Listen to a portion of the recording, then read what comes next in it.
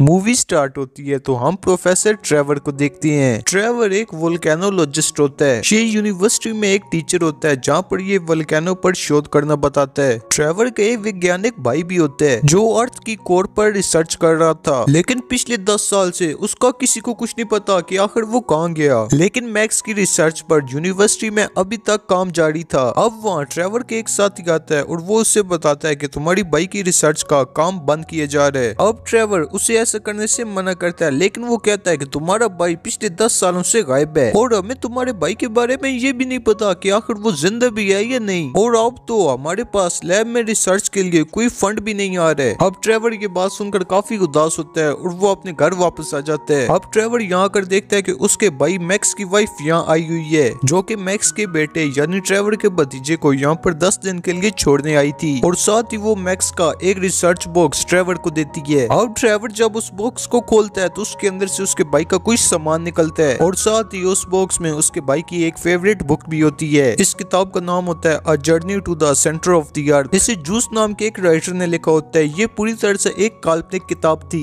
अब जब ट्रेवर उस किताब को खोल कर देखता है तो उसके अंदर उसके भाई के कुछ नोट्स दिखाई देते हैं जो कि मैक्स ने खुद उसके अंदर लिखे थे, और इन नोट्स में उसके भाई ने 3 जगहों के बारे में बताया होता है। अब ट्रेवर ये सब देखने के बाद अपने भतीजे शॉन को लेकर अपनी लैब में आ जाता है। यहाँ आकर अपनी कंप्यूटर की स्क्रीन पर इन जगहों को चेक करता है, और ये तीनों वो जगहें थी जहाँ पर वोल्केनो थे। अब भी इन जगहों का एनवायरनमेंट वैसे ही था जैसे कि 10 साल पहले था, जिस वक्त ट्रेवर का भाई मैक्स अचानक से गायब हो गया था। अब ट्रेवर अपनी कंप्यूटर स्क्रीन पर देखता है कि इन 3 जगहों के अलावा एक जगह ऐसी भी है जहाँ के एनवायरनमेंट ठीक इन्हीं जगहों जैसे है, और ये जगह होती है आइसलैंड। अब ट्रेवर आइसलैंड जाने की तैयारी करने लगता है। यहाँ पर वो अपने भतीजे शॉन को बताता है कि तुम्हारे पिता मैक्स और मैं हमेशा वोल्केनिक ट्यूब के बारे में बातें किया करते थे, और ऐसा हो सकता है कि वोल्केनो के अंदर कोई वोल्केनिक ट्यूब हो, यानी कि कोई ऐसे रास्ते हो सकते हैं जो हमें धरती के सेंटर तक पहुंचा सकते हैं। और मुझे ऐसा लगता है कि शायद मैक्स भी आज से 10 साल पहले इसी की खोज में आइसलैंड गया होगा, और अब मैं भी इसका पता लगाने के लिए आइसलैंड जा रहा हूँ। अब वो शॉन को अपने साथ लेकर जाना तो नहीं चाहता, लेकिन उसके पास कोई दूसरा ऑप्शन भी नहीं होता, और अब ट्रेवर शॉन को लेकर आइसलैंड पहुंच जाता है। यहाँ पहुंचकर ये लोग एक साइंटिस्ट के पास आते हैं जो कि वोल्केनो पर रिसर्च किया करता था, लेकिन यहाँ पर वो साइंटिस्ट नहीं होता, और दरवाजा उसकी बेटी हन्ना खोलती है। हन्ना उनको बताती है कि उसके पिता तो 3 साल पहले ही इस दुनिया से जा चुके हैं। अब ट्रेवर उससे अपने भाई की वो किताब दिखाता है जिसे पढ़कर वो यहाँ तक आया था।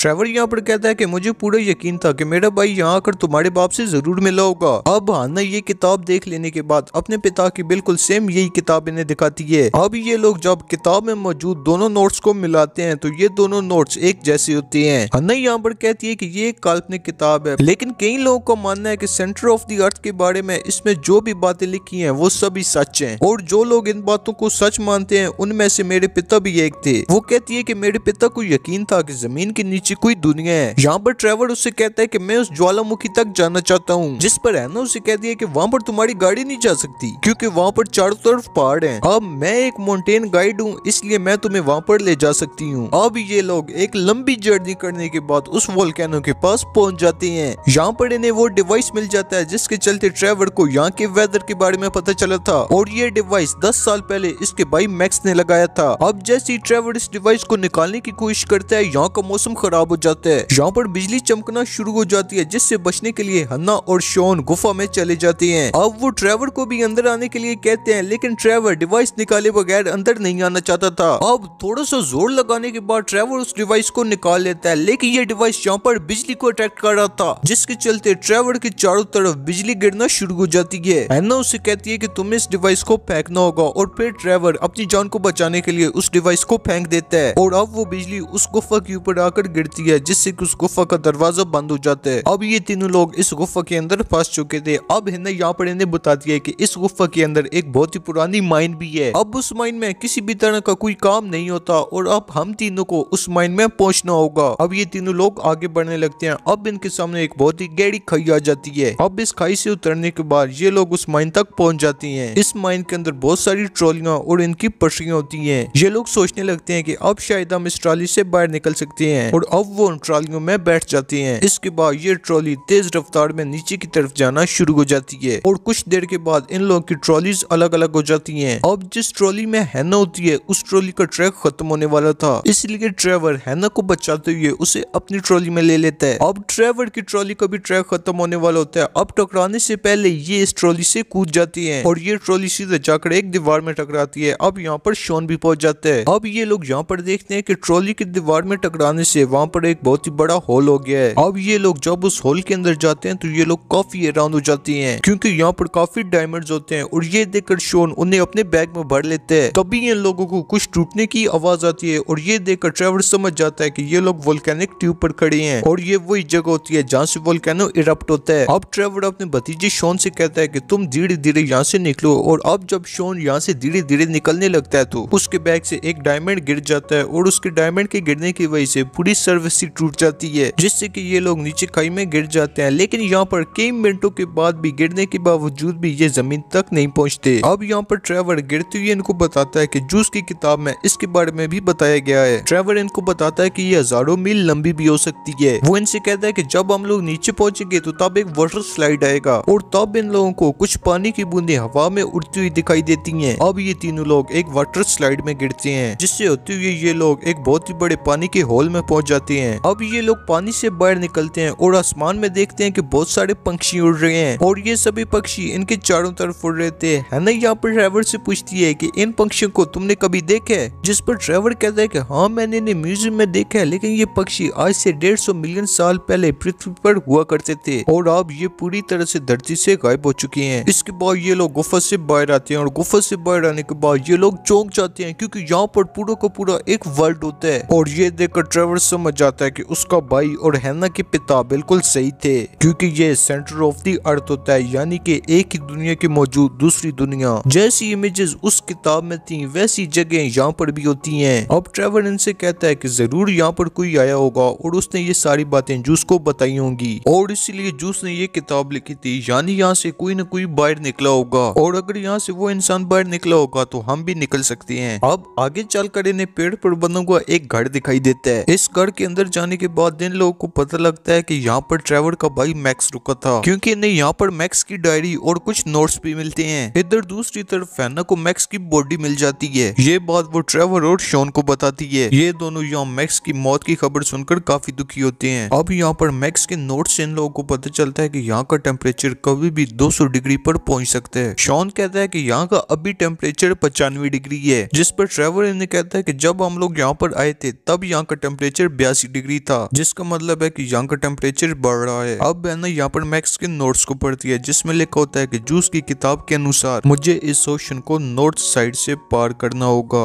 जहाँ पर एक गर्म पानी का झरना है जो कि उल्टा बहता है और ये लोग उससे सत्य तक पहुँच सकते हैं। अब इसके बाद ये लोग एक नाव बनाते हैं और यहाँ का टेम्परेचर यानी कि गर्मी भी तेजी से बढ़ने लगी थी। इससे पहले कि इस जगह का टेम्परेचर 135 डिग्री से ऊपर होता, ये लोग अपनी कश्ती से निकल जाते हैं। नाव को तेजी से आगे बढ़ाने के लिए इन लोगों के पास मैक्स का पैराशूट भी होता है जिससे कि मैक्स यहाँ नीचे तक आया होगा। अब इनकी नाव तेजी से समुद्र में आगे की तरफ बढ़ने लगती है और इसी के साथ इस समुद्र में बहुत खतरनाक मछलियां भी होती हैं जो कि इन पर अटैक कर देती हैं। तब भी समुद्र से एक बहुत ही बड़ा क्रिएचर निकलता है जो कि इन मछलियों को खाना शुरू कर देता है। अब ये लोग अपनी कश्ती को मोड़ लेते हैं लेकिन हवाएं इतनी तेज चल रही होती हैं कि जिस लकड़ी से इनका पैराशूट बंद होता है वो टूट जाती है। अब शॉन इस पैराशूट की दोनों रस्सियों को पकड़ लेता है। शॉन यहाँ पर पैराशूट को कंट्रोल नहीं कर पाता और वो पैराशूट के साथ ही उड़ जाता है। अब जब शॉन की आंख खुलती है तो वो किनारे पर होता है और इससे वहाँ वही पक्षी दिखाई देता है जो इन्हें शुरू में दिखाई दिए थे। वो पक्षी अब शॉन को रास्ता दिखाता है, वो उसे पहाड़ों के बीच ले आता है जहाँ पर आकर शॉन उड़ने वाले पत्थरों को देखता है। ये सभी पत्थर अपनी मैग्नेटिक फील्ड के कारण हवा में झूल रहे होते हैं। शॉन यहाँ पर सोचता है कि अगर यहाँ पर पत्थर उड़ सकते हैं तो यहाँ पर ही उल्टे बहने वाले पानी का झरना भी होगा, लेकिन शॉन को वहां तक पहुंचने के लिए इन पत्थरों से गुजरना पड़ेगा और इन पत्थरों के नीचे बहुत ही गहरी खाई भी होती है, यानी कि थोड़ी सी गलती और शॉन गया। लेकिन अब शॉन हिम्मत दिखाते हुए वहां से गुजरने लगता है। दूसरी तरफ हम हैना और ट्रेवर को देखते हैं। ये दोनों भी अब किनारे तक पहुंच चुके थे। ये लोग चलते चलते एक जंगल में पहुंच जाते हैं जहाँ पर एक पौधा हैना पर अटैक कर देता है। वो यहाँ पर हैना का गला दबाता है, लेकिन इससे पहले कि वो पौधा हैना को मारता है ट्रेवर उसकी जड़ें उखाड़ देता है जिससे कि वो पौधा मर जाता है। दूसरी तरफ शॉन ऐसी जगह पर पहुंच जाता है जहाँ पर बहुत ही बड़े डायनासोर्स के कंकाल पड़े थे। अब इससे पहले कि शॉन कुछ समझ पाता एक बहुत ही बड़ा डायनासोर उस पर अटैक कर देता है। शॉन यहाँ से चिल्लाते हुए भागता है और पत्थरों के बीच जाकर छुप जाता है। है। तभी वहाँ पर ट्रेवर पहुंच जाता है। ट्रेवर यहाँ पर शॉन की आवाज सुन लेता है, जिससे कि वो पीछे से दीवार तोड़कर शॉन को बाहर निकाल लेता है। अब ये लोग देखते हैं कि इनके सामने वही झरना है जिसका पानी उल्टा बहता है। यही वो जगह होती है जिससे ये तीनों बाहर निकल सकते हैं। अब ये तीनों लोग उस झरने की तरफ भागना शुरू कर देते हैं और वो डायनासोर भी इनके पीछे होता है। यहाँ पर ट्रेवर को पता लगता है कि जिस जमीन पर वो भाग रही है वो जमीन कच्ची है, इसलिए वो शॉन और हैना को दूसरी तरफ जाने के लिए कहता है। अब जैसे ही वो डायनासोर ट्रेवर तक पहुंचने वाला होता है कि वो जमीन नीचे धंस जाती है और ये डायनासोर खाई में गिर जाता है। अब ये तीनों लोग उस जगह पर पहुंच जाते हैं जहाँ पर गर्म पानी का झरना था, लेकिन इन्हें यहाँ पर आगे बढ़ने के लिए एक नाव की जरूरत होती है। तभी हैना एक डायनासोर के कंकाल के सर को नाव बनाकर ले आती है। अब ये तीनों इस नाव में बैठकर आगे बढ़ने लगते हैं। तभी एक ढलान आती है जिससे कि नाव का कंट्रोल खत्म हो जाता है और अब इनकी नाव पानी की बहुत ही गहरी खाई से नीचे गिरती है और यहाँ गिरकर इनकी नाव चट्टानों के बीच फंस जाती है। अब जैसे ये लोग नीचे की तरफ झांक कर देखते हैं तो गर्म लावा तेजी से इनकी तरफ ऊपर आ रहा होता है। ट्रेवर अब इनसे कहता है कि हम लेट हो गए, वो झरना खत्म हो चुका है। साथ ही वो उनको बताता है कि अब यहाँ पर पानी 2 या 3 घंटों के बाद आएगा और तब तक तो हम यहाँ गर्मी से ही मर जाएंगे। तभी हैना देखती है कि दीवार से पानी रिस रहा है और ये देखकर ये लोग समझ जाते हैं कि दीवार के उस पर बहुत सारा पानी है और इस दीवार में मैग्नीशियम भी होता है जिससे कि आसानी से ब्लास्ट किया जा सकता है। अब यहाँ पर ट्रेवर उस मैग्नीशियम को ब्लास्ट कर देता है जिससे कि बहुत सारा पानी जाकर लावे में गिरता है। पानी के लावा में गिरने से एक बहुत ही बड़ी स्ट्रीम बनती है जिससे कि इनकी नाव बहुत ही प्रेशर के साथ ऊपर की तरफ जाने लगती है और कुछ ही देर में ये लोग उस ज्वालामुखी से बाहर निकल आते हैं। अब उनकी नाव ढलान से नीचे की तरफ तेजी से आती है और एक किसान के घर से आकर टकरा जाती है। अब किसान अपनी फसलों के नुकसान को देखकर काफी ज्यादा परेशान हो जाता है और इसीलिए ये किसान इन्हें इटालियन भाषा में गालियां बकता है जिससे कि ये लोग समझ जाते हैं कि ये लोग इटली में हैं। अब शॉन अपने बैग से एक हीरा निकालता है जो कि वो माइन से ले आया था और इस हीरे के बारे में इन्हें कुछ भी नहीं पता था। शॉन यहाँ पर वो हीरा इस किसान को दे देता है। यहाँ पर शॉन के बैग से काफी सारे हीरे निकलते हैं जिसका मतलब ये था कि ये लोग अब काफी अमीर हो चुके हैं। अब यहाँ पर हैना और ट्रेवर आपस में किस करते हैं क्योंकि इनमें प्यार हो जाता है। इसके बाद हम देखते हैं कि ट्रेवर अपने भाई की लैब में पहुंचता है जो कि नो फंडिंग होने की वजह से बंद हो गई थी और वो इसे वापस शुरू करा देता है। इधर शॉन जब अपने घर जा रहा होता है तो ट्रेवर उसे उसके पिता की एक और किताब देता है और इस किताब का नाम होता है लॉस्ट सिटी ऑफ एटलांटिस। अब ट्रेवर शॉन से पूछता है कि तुम क्रिसमस की छुट्टियों में क्या कर रहे हो, जिस पर शॉन कहता है कुछ नहीं, जिस पर ट्रेवर कहता है कि शायद फिर हम यहाँ जा सकते हैं और इसी के साथ ये मूवी एंड हो जाती है। तो दोस्तों आपको ये मूवी कैसी लगी कमेंट सेक्शन में जरूर बताना।